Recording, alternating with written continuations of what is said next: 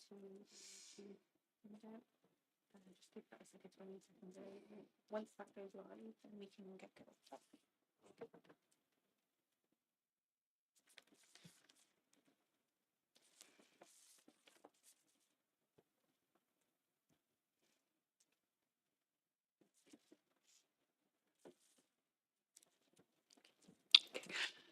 Good evening, everybody, and welcome. Nice to see you all. Happy New Year 2024. May I remind everyone present that the meeting is being live streamed as well as recorded via the internet and the recording archived for future viewing. Could all participants please mute themselves when not speaking in order to avoid any background noise or feedback when other participants are speaking.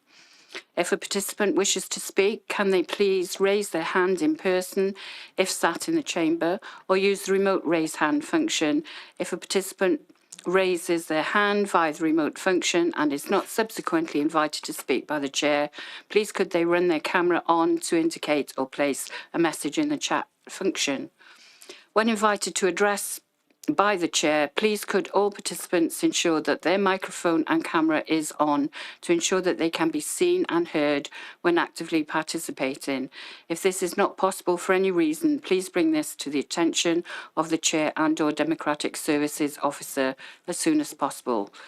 Please ensure that all debate is raised verbally and not via the chat function for the sake of the recording. The chat function may be used to highlight any technical issues and/or to grab the attention of the chair or Democratic Services Officer. If any participant has difficulty hearing or being heard when they are addressing the committee, then they should let the chair or Democratic Officer know. Thank you very much. And we go on to agenda item 1, which is apologies for absence. I haven't received any. Have you, Amy? None received via myself, Chair. Thank you. Agenda item 2 is the minutes of the meeting held on the 5th of December 2023. Would you like me to go through page by page or en bloc? Does anybody have any queries? I'll take that as nobody has any problems and I'll move it en bloc. Is Neil happy to second? Are you happy to second that, Neil? Yeah, happy to second. Thank you, Neil. Agenda item 3 is to receive declarations of interest and the nature of such interests, including whipping declarations under the Council's Code of Conduct. Does anybody have any declarations? No, I take that as a no. Thank you all very much. Moving on to agenda item 4, which is the report of the Director of Social Services, is the update on the Cardiff and Vale Glamorgan Regional Partnership Board. And I believe, Kath Dunman, you're going to present this report. If you'd like to start, thank you. Thank you, Chair. So this item is to bring the report of the Regional Partnership Board to the Scrutiny Committee. It's always a pleasure to bring this report because it has a huge amount of work that's gone on across the partnership, across Cardiff and Vale. There's a focus in particular in the report on the work within the Vale of Glamorgan, because of course that's your area of focus. I think it's always worth reminding members that the Regional Partnership Board, it isn't an organisation. It's not a thing. You can't knock on the door of it and go and see it. It's all of us coming together to work to improve services across social care and health services and wider services that support the health and well-being of individuals. So at the moment, there's particular interest from Cardiff and Vale, apologies, from the Vale of Glamorgan, because our chair is Councillor Eddie Williams, who is the portfolio holder for social services and well-being within the Vale of Glamorgan. So the report summarises the content of the annual report of the Regional Partnership Board. That sets out the activities that we've developed together over the last 12 months. And I really would encourage members to have a look at the report. It's a really nicely written, easy to access report with a lot of links to web pages, to short videos and films that really bring to life the work of the Regional Partnership Board.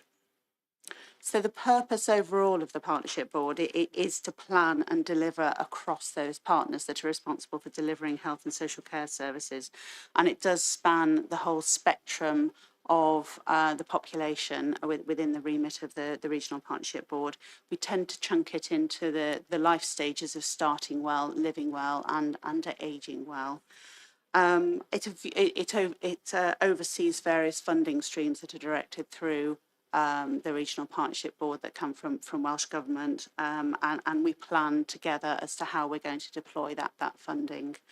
It really has a convening role, a bringing together role, so that we can align our activities across the different organisations. It doesn't have any impact on the powers or duties of the council at all. It's more about aligning the activities of the council with those of its major partners.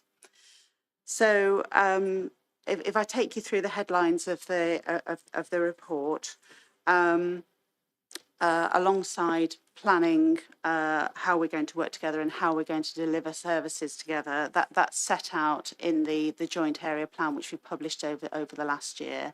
So we're required to set out a 5-year joint area plan.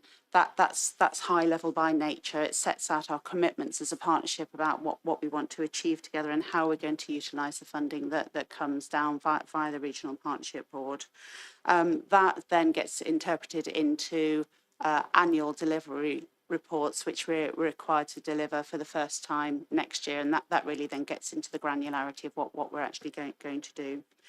So it oversees a series of funding streams. It oversees revenue funding, and at the moment, given the very challenging situation that all partners are in, we've taken a decision as the Regional Partnership Board to really consolidate and build on the success of the schemes and the projects that we've been working on together, rather than thinking about new developments. It's more about keeping the ship steady and keeping us afloat at the moment, as you'll all be very more than well aware of. As well as revenue funding, we also receive we oversee capital funds as well. And those funds have been used to support some schemes within the Vale of Glamorgan as well, and we also have a number of schemes in the capital pipeline as well that we're developing to support the work of the Vale of Glamorgan.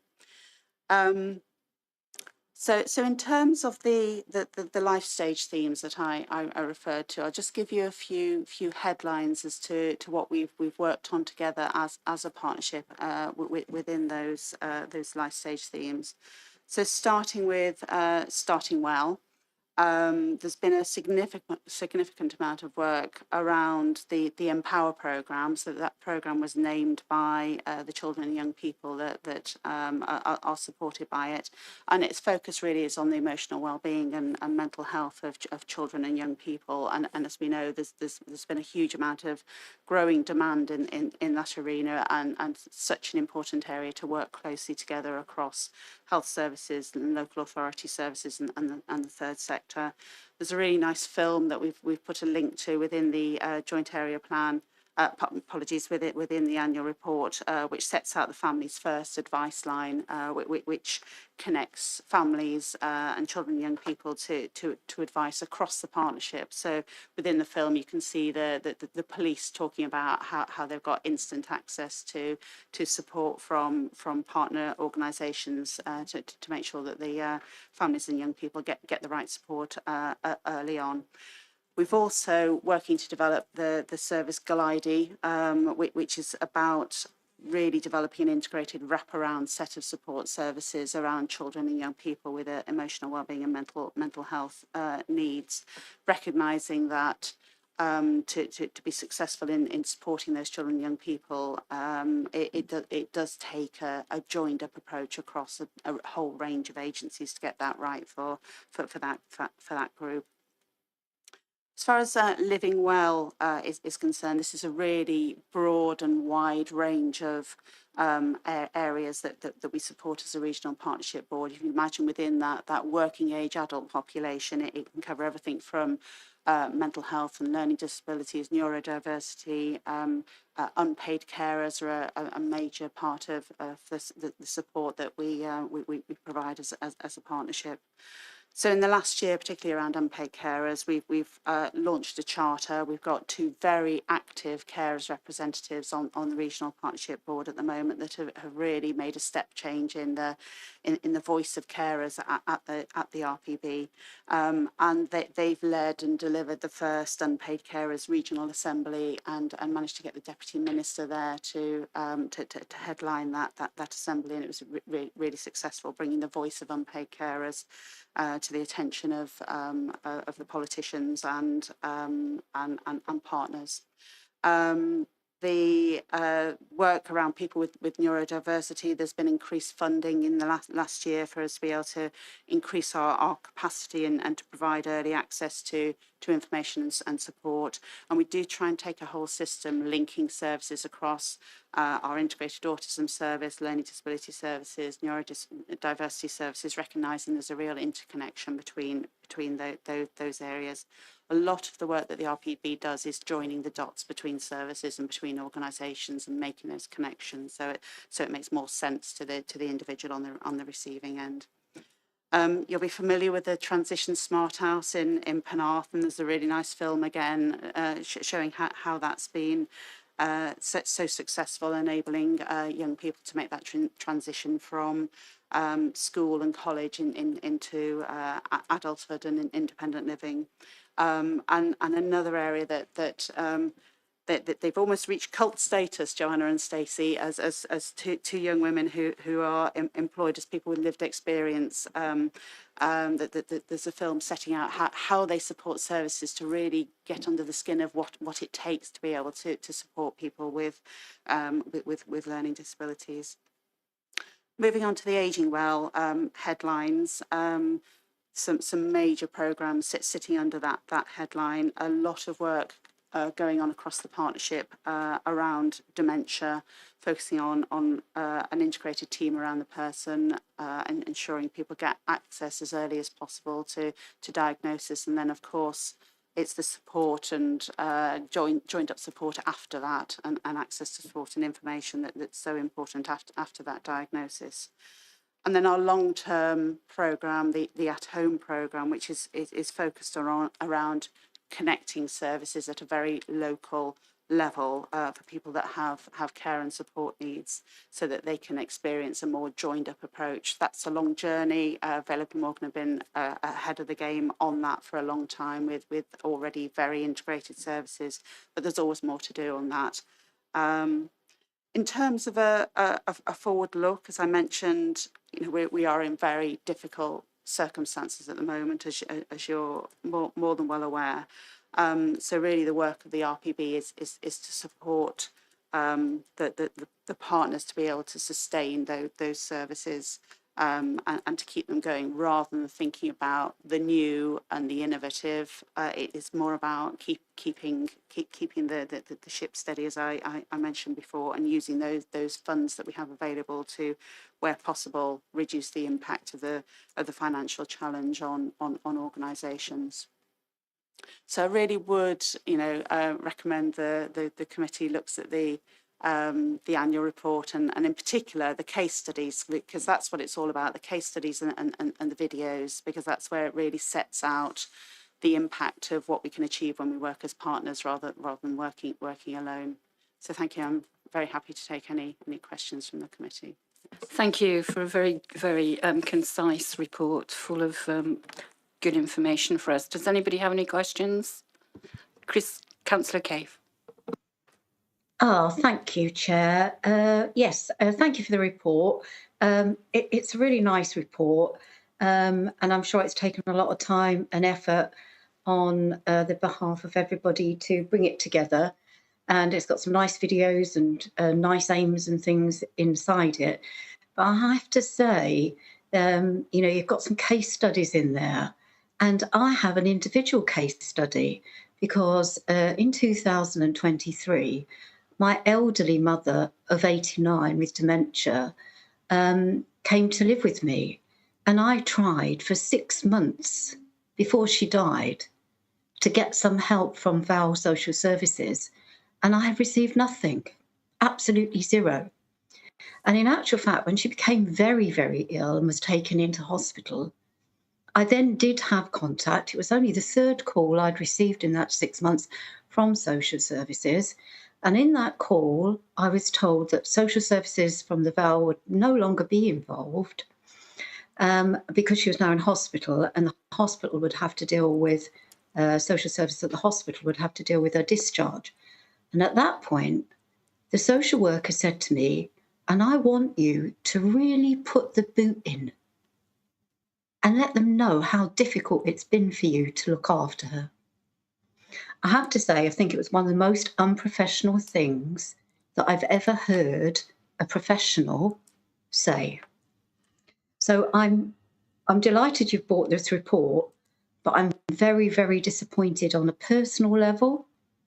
It's certainly not reflected in what I see in this report.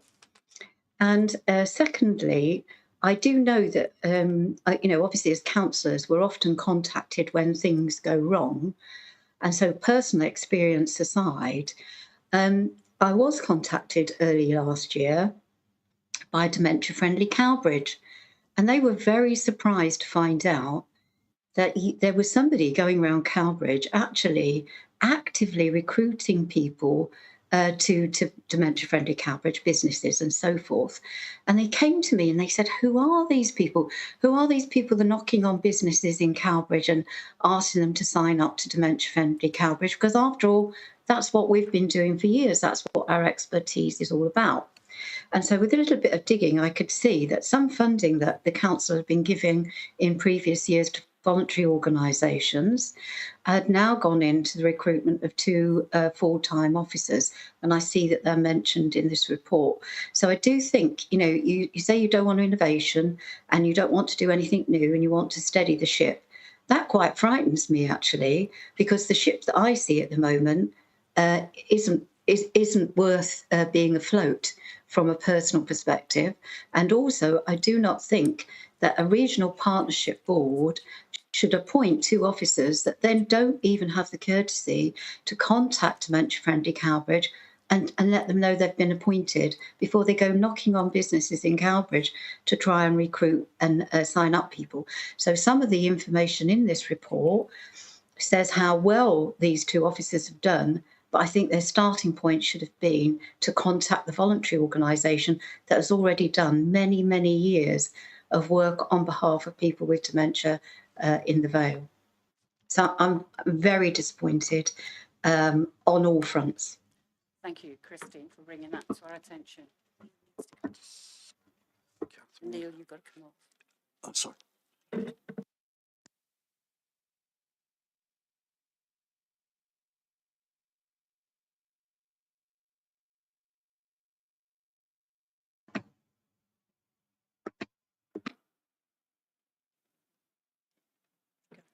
Okay, Kath, would you like to come back with any, or Lance? I think the issues raised were probably beyond Kath's remit, and they are relating to social services. I don't think there was a question as such for me to answer, so or for Kath to answer. So it's difficult for us to respond to anything that's being raised without understanding the complete detail. I don't think it would be appropriate for us to go into that detail in a committee meeting either. I suppose so that in terms of Councillor Cave's personal matter that she raised, in terms of working with the voluntary sector, I'm disappointed to hear that feedback again. I haven't heard that before, and obviously I'll report that back to the officers involved. Certainly my experience is that we work very well with the voluntary sector and have a number of arrangements with them to make sure that we're providing things as seamlessly as possible. Thank you, Christine, for bringing those points to the committee. Do you have a question that you would like answered? Or just for everything to be taken back to the right department? I'd just like to say, Chair, this report, which is about the Partnership Working Group, it does outline some aims here for 2028. And I would like to know how close we are with meeting those. Thank you. Yes, we're required by the legislation as a regional partnership board to put together a joint area plan that covers that 5-year period. It was published just in this last year, so we're right at the very beginnings of delivering against that joint area plan. It's a constant journey, isn't it? You know, we didn't start in 2023 with a whole new set of arrangements or projects. A lot of it was built on what we'd already done, what we'd been working together as a partnership, and then there are the plan then describes how we're going to extend and develop those commitments. So they are high level. There's very little detail within that joint area plan. Where that detail will be is within the annual delivery plans that we will be publishing over the next couple of months, ready for 2024-25. Yes, thank you for that. I think it would be good for the committee to have some understanding, from your perspective of how close you are to being able to meet those things along that 5-year journey. Yeah, as I say, it's a beginning of that 5-year plan. It takes us through to 2028. So by definition, we're at the beginning of delivering those commitments. We produce as a regional partnership board very detailed documents that provide measures as to the impact that we're having and how far we are along the journey of a huge number of projects and pieces of work. So some are right at the very beginning, others are very, very well developed. So if there are very particular ones that you'd like a more detailed understanding of, we could provide that information. But there are dozens and dozens and dozens of pieces of work that we do together as a partnership that are all in different stages of development. But it does describe a 5-year plan that we are at the beginning of. Yes, and it would be good as a scrutiny committee to have some sort of understanding of which ones, are you're succeeding in and which ones are less well developed. Absolutely, and I think actually the annual report, the purpose of the annual report is to give that stock take really as to how far we've got. So as you've described it, there's a lot of good news stories in it. Of course there are, and I absolutely recognise that as a partnership there are times when we don't get it right, things go amiss, and you've obviously had direct experience of that, which nobody would like to see or to happen. Yeah. And the whole point of working as a partnership is to try and understand where we're not getting it right and work together to improve that. But the annual plan gives a stock take of this is how far we've got so far, and then this is what we're doing next within the context of that whole 5-year plan. Yes, thank you for that. I suppose what I'm asking is, in terms of the delivery by 2028, it would just be good to have, a rough ballpark figure of, we're 25% here on the way, or, 100% here on the way, because that would give us some, more information about where we really are. That's a good point. Thank you. Thank you, Councillor Cave. Thank you, Kath. Before we continue with agenda item 4, I see that Councillor Fisher, Councillor Lynch-Wilson, Councillor Norman and Councillor Stallard has joined the meeting. Can I ask if you have any declarations of interest, please? I'll take that as a no. Thank you. If we could continue on agenda item 4. Does anybody else have any questions? Marianne. Thank you, Chair. Thank you for the report. I've spoken about it before, but discharge planning and happening appropriately, so care packages are put in place, is really important. I know it's not just down to us. We have to work with the acute sector, but it has to be done. It's taking too long. People are stuck in hospital beds and they shouldn't be there. And I was sorry to hear about Councillor Cave's experiences. She isn't the only one, I suppose, in the area who's had that experience with care packages. But one thing I did want to ask about carers is they are the unsung heroes, and what you're doing is great. I wondered, and I didn't see it, and forgive me if it is in the report. You did mention child carers, but are you working with schools, and are you in any way working with primary schools? Because I know that primary school children do get involved in care, and they often get missed because nobody knows they're doing it, and they don't say, and if the families don't say.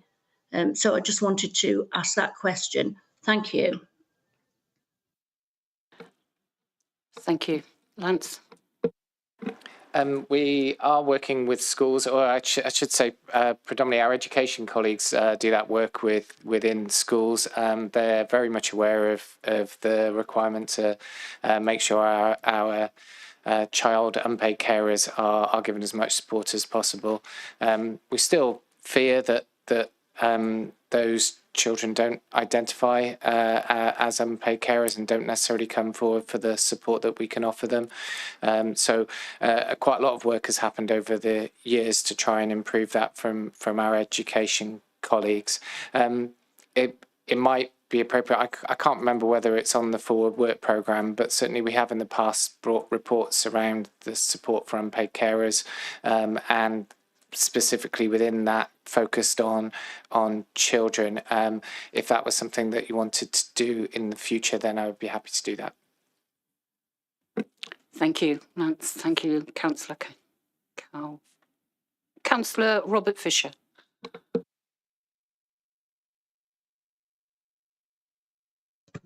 Hello there. Can you see me, hear me? Loud and clear. Excellent. Just a quick one. Item 2.13, with regard to the St John's ambulance. The service is ensuring that people who can stay at home do so and reduces demand on both ambulance and hospital services. Just a quick question. Do St John's ambulance have sufficient personnel to carry out this service?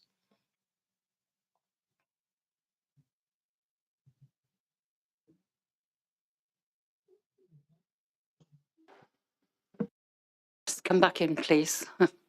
Jason. Hello, Jason. There you are. Yeah, just confirm St John's do have sufficient staff to carry out the contract, and it's working really, really well. Brilliant, thank you. Thank you for that. Councillor Marianne Cope.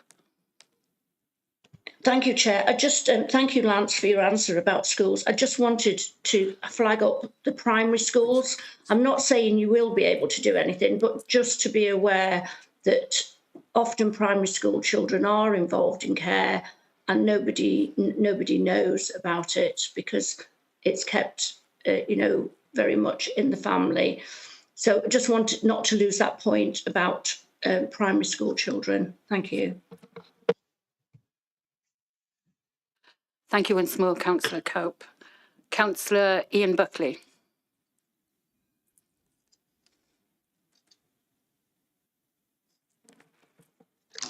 Councillor Buckley, did you want to ask a question?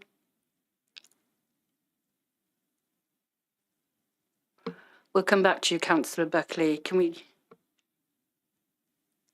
you want to come in now, Neil?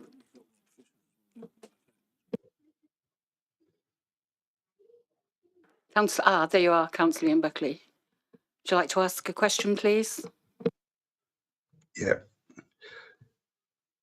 Sorry, can you hear me now?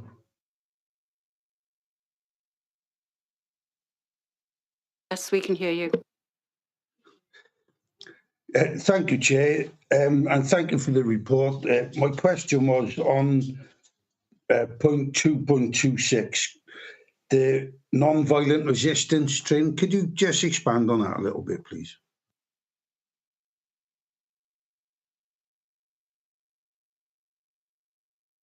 Who's going to answer that one? Kath? I can give a brief answer on that. I may need to follow up with some more details for you.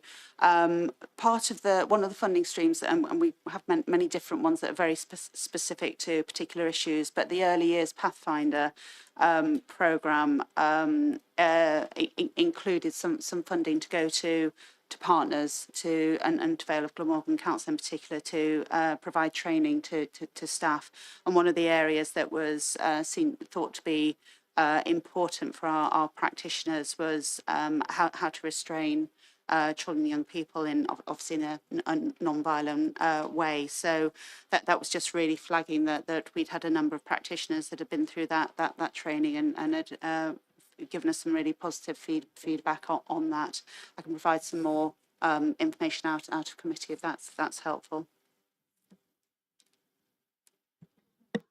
No, that's fine. Thank you. It was just to clear it up for myself. Thank you very much, and thank you, Chair.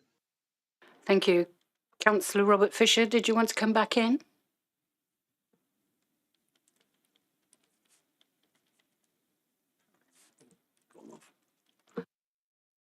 Hello there. Yes, I don't know whether you can hear me again. I'm having all sorts of issues with my connection this evening. Just again, another quick one. Item 2.291 with regard to the integrated autism service. I haven't got a question as such, but I just wanted to be noted that I was delighted to see that the services have been so well recognised by those who have used them.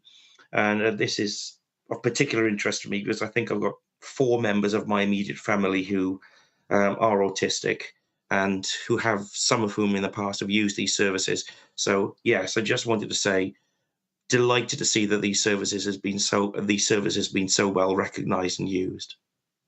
Thank you, Councillor Fisher. Neil? Yeah, thank you, Chair. Thanks for your report, Kath. It's as others have said, it is enlightening. It's well put together, an interesting read, and the links are really good. Couple of questions. A couple of observations first. The PAN cluster planning group. I mean, this indicates joined up thinking, and it should be a priority, I think, in my view, and driven forward as fast as possible. On the unpaid carers charter 2.28.1, I suggest we email the details on this to all elected members to draw their attention to this. It would be helpful for everybody, I think.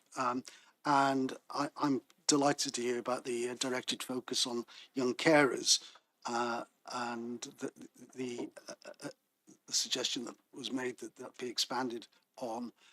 Certainly it's been raised both in this committee and in the learning committee that there needs to be more focus on that in schools, as Councillor Kaup was talking about. It has been said before, and I'm not sure that it's been given the weight that perhaps it's been felt to need amongst the or through the education pathway, because that's the way it'll go. Question is on the point 2.9, which is the additional planning capacity that you mentioned. Funding for additional planning capacity is being made available to Vale of Glamorgan Social Services to develop capital plans to support service delivery and modernisation. I was wondering if we had any more detail that you could perhaps share with us now. Thank you. Yes, certainly. So the context for that is we have a number of capital funding streams for buildings for infrastructure that are routed through the Regional Partnership Board. And obviously that takes a lot of planning and thinking through and making sure that we're aligning the bricks and mortar to the services and how we want the services to develop. So we identified that we needed some extra capacity within the Vale of Glamorgan to do that detailed planning, because it sits alongside the operational delivery priorities, but often the operational leads don't have the capacity to be able to get into that longer term thinking and the detailed planning that's required around that. So we've used some of the funding from the Regional Partnership Board to provide some additional capacity to come into the social services department. I don't think we've recruited to that post yet. I believe it's going through the processes at the moment. As we speak. Yeah. And that person will be able to obviously engage with the team we have working on behalf of the Regional Partnership Board to make sure that we get, it's really so that Vale of Morgan gets fair bite at the cherry, and we get the developments that we want to see within the Vale of Morgan onto our partnership capital pipeline, and that they can access the capital funds that are offered by Welsh Government. So we're really keen to get that person in post, and I think it will really help with the planning around that. Neil, can you just say what what part of the letter that you would like forwarded to all elected members? Sorry, yeah. I was talking about the part of the report that talks about unpaid carers, and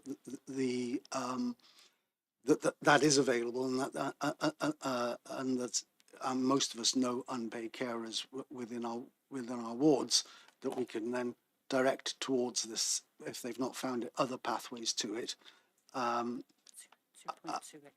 Yeah, it's the stuff on 2.28.1.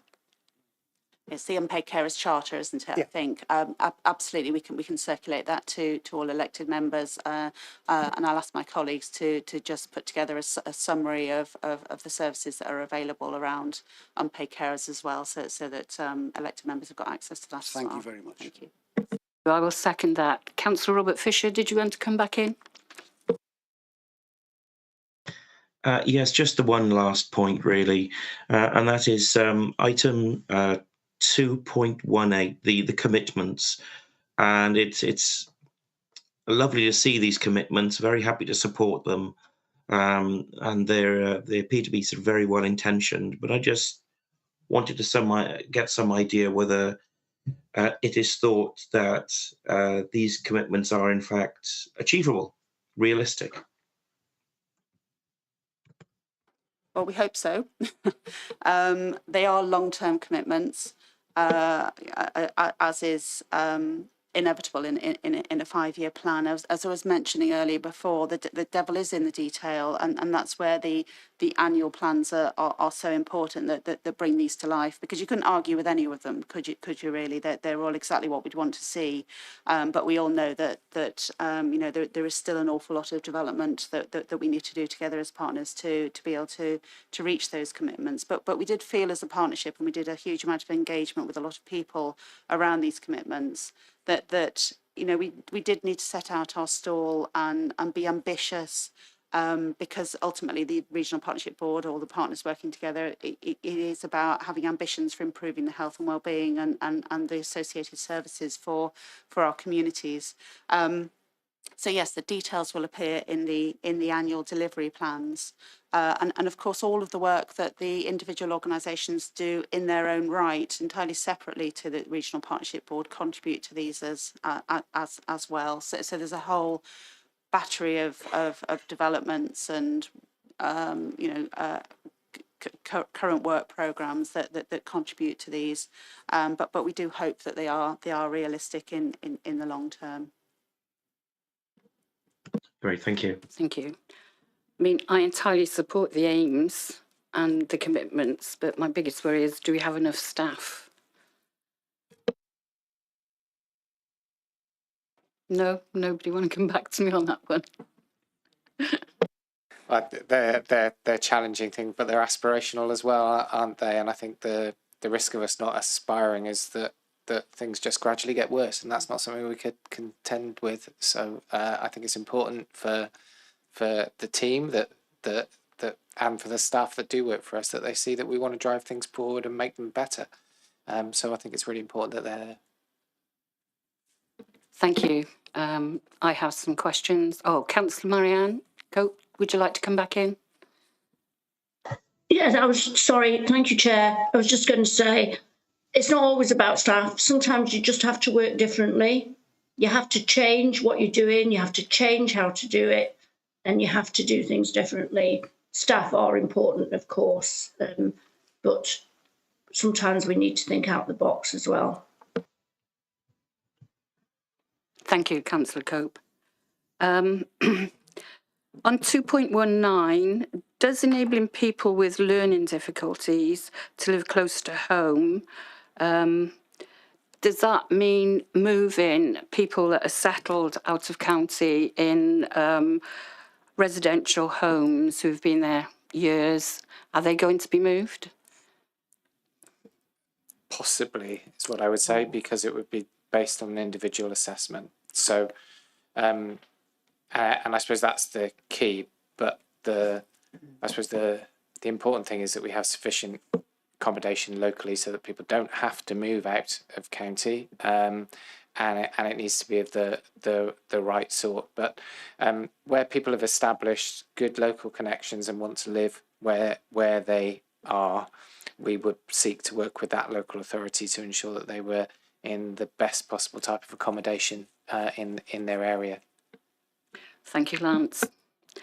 And 2.28, it's good to know that unpaid carers are recognised for their vital contribution. And also on 2.30, the transition smart house is first class, I think, for young people to develop their independence. So very well done on that.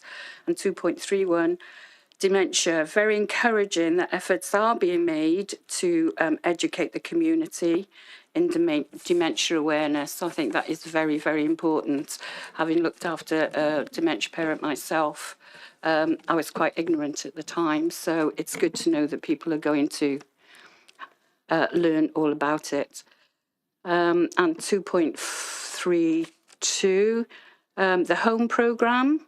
The aims of this programme are entirely commendable, providing the safety of the person is not at risk.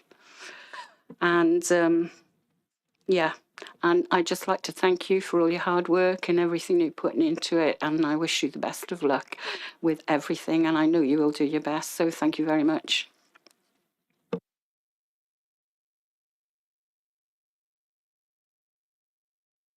Moving on to agenda items.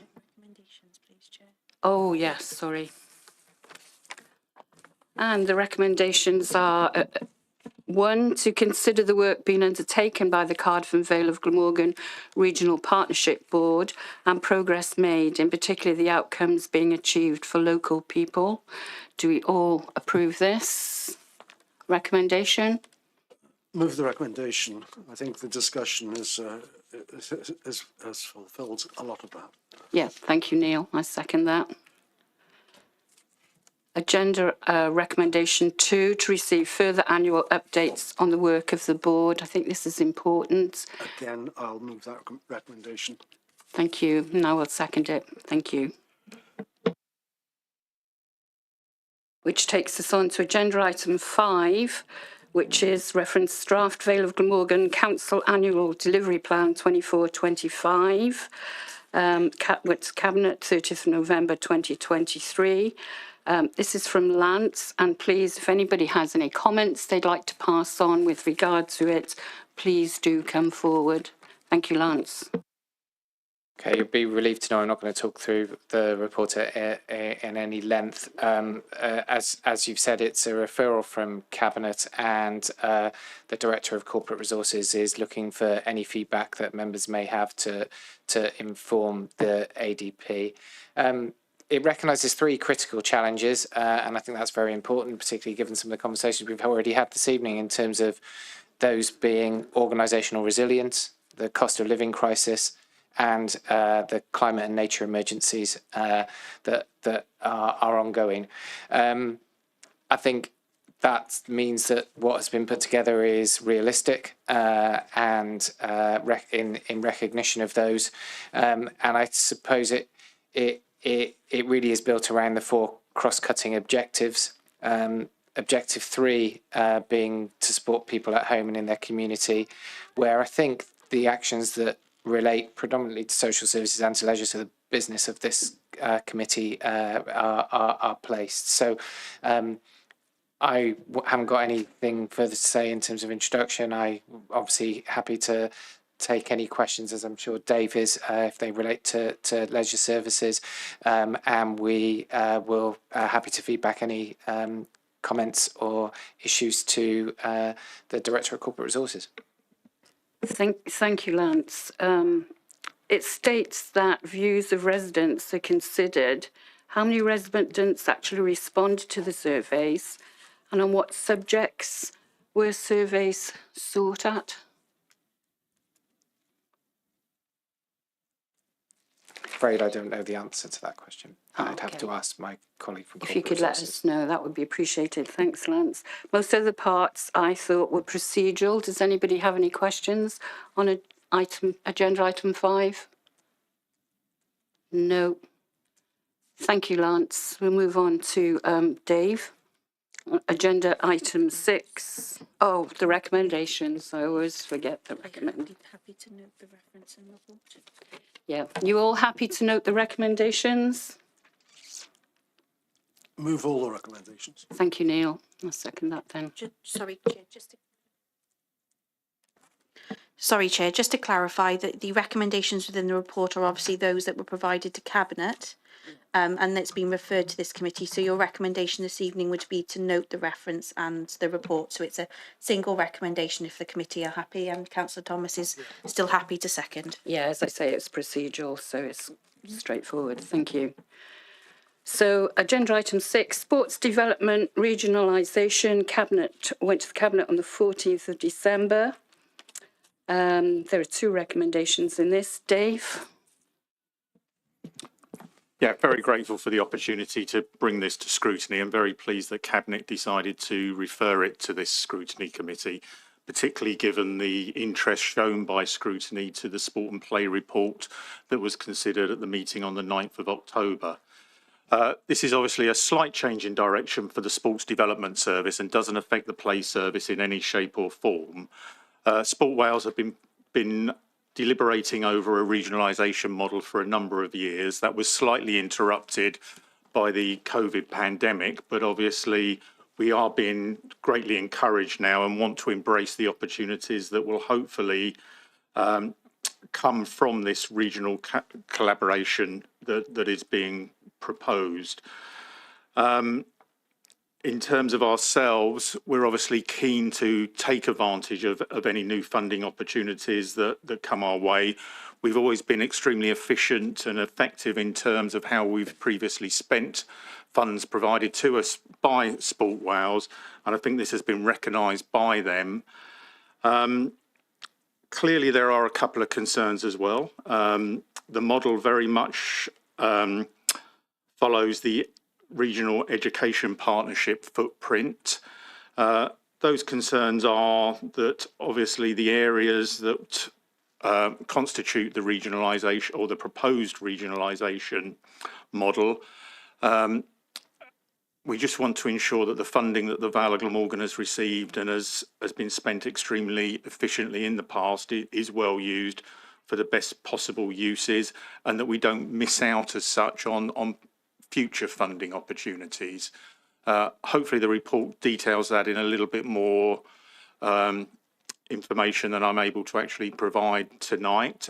But if anyone has got any questions regarding this and the likely effects on the Vale of Glamorgan, I'd be more than happy to consider them. Thank you, Dave. Considering that the decision is entirely an executive decision, I am very pleased that this committee will have the opportunity to review the report. Does anybody have any questions? Councillor Christopher Franks. Thank you, Chair. I know you're not.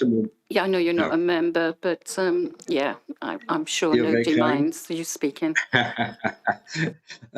I'm interested to hear what Mr. Nevitt says about regional working. I'll be honest with you. I'm a sceptic when it comes to such things. I feel often the Vale Council, the Vale area rather, loses out, and we don't get our fair share. Now, what assurances can committee be given that my concerns are unfounded, and given the committee's interest, will committee be receiving a progress report in about 6 months' time? Thank you very much, Chair. Yeah, the progress report is for us to decide when we want it, and it is in part of the recommendations. Dave? Very much so. Just to try and to reassure Councillor Franks, and I guess, you know, we don't know the outcomes of this, and it would be wrong to judge them in advance. The Vale of Glamorgan's funding is protected for the first year as such, and that is ring fenced in terms of how we go forward. And we are actually in the process of submitting our plans for that at the present time. Sadly, Sport Wales's overall funding has been affected by recent announcements in terms of Welsh Government. So we are expecting a reduction, but all our fellow partners are also expecting a reduction. We don't see that this year as having a major effect on our service delivery. And again, as the report demonstrated on the 9th of October, there are so many different initiatives and things happening and opportunities for young people to get involved in sport, and obviously leading to achieving some of the objectives of the council, particularly in terms of health and well-being.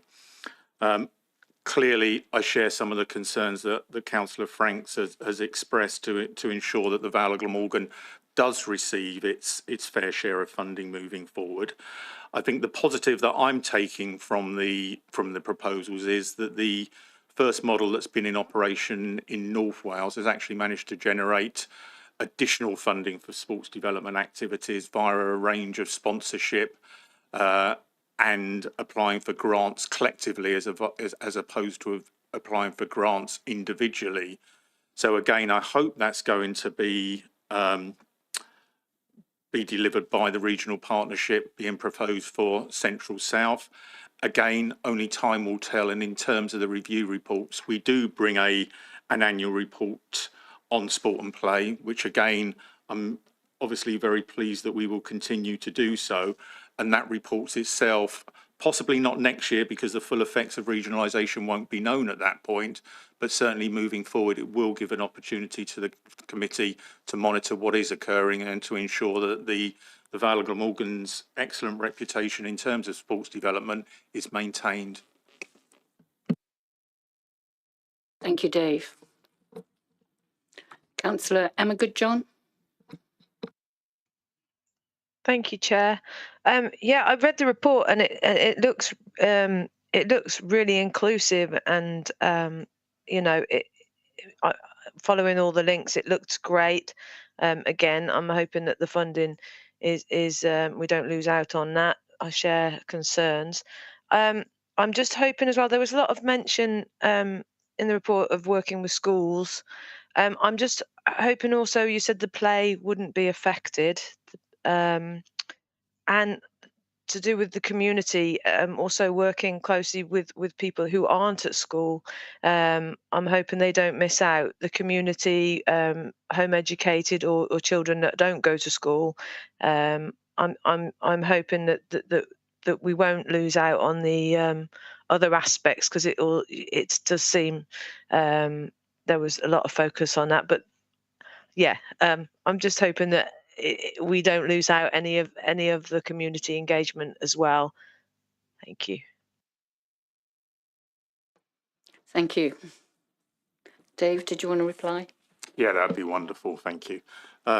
In terms of working with schools, obviously it has been an important aspect of sports development work over a number of years, because in some ways it's our easiest way of meeting sort of mass participation targets and reaching as many young people as possible. Clearly, we do an awful lot of work in the community as well, and I don't see that being affected. The reason I said that play wasn't affected by this regionalisation proposal is that our play funding doesn't come from Sport Wales. Strangely, Sport Wales don't have responsibilities for play activities. That is dealt with by Play Wales, so the two are separate, although as an authority, and clearly for reasons that I consider, and I'm sure most of you would as well, that play is the first real aspect of physical activity that a young person gets involved in, or an under three as such. we see it important to link the two and see the continuation path that exists between those two activities. Thank you, Dave. Councillor Robert Fisher. Hello, yes. I suppose, potentially a quick question. The third of the recommendations that the Healthy Living and Social Care Scrutiny Committee receive regular reports on the progress. How regular can we expect these reports to receive these reports? Annually, perhaps? At present, we report sport and play activities on an annual basis. I think our proposal would be continue to do that unless we need reports sooner or as a matter of urgency in terms of regionalisation issues that occur. So I think, as I say, our intention would be for annually, but that can change if necessity dictates. Thank you. Thank you. In the recommendations, on recommendation 3, Dave, that the Healthy Living and Social Care Scrutiny Committee receive regular reports on the progress of the Central South Regional Sports Partnership. Is that going to be included with the regular report or will this be added to it?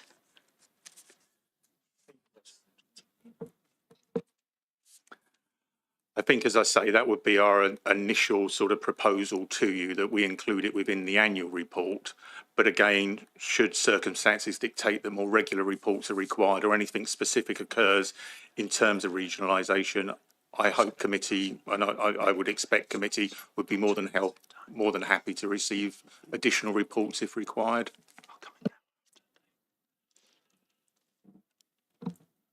Thank you. Councillor Neil Thomas. Yeah, thank you, Chair. Thanks for the report, Dave. I have just one small question, and that's how this will impact our partnership with Legacy Leisure, if at all. But while I'm got the mic, I would support and move that this is part of the annual report and that this becomes part of that. To give it time to bed in. I mean, it's going to, as it was observed, it's going to take about a year for this to bed in and to see how it's going. So I think an annual report to coincide with that would work. Thank you.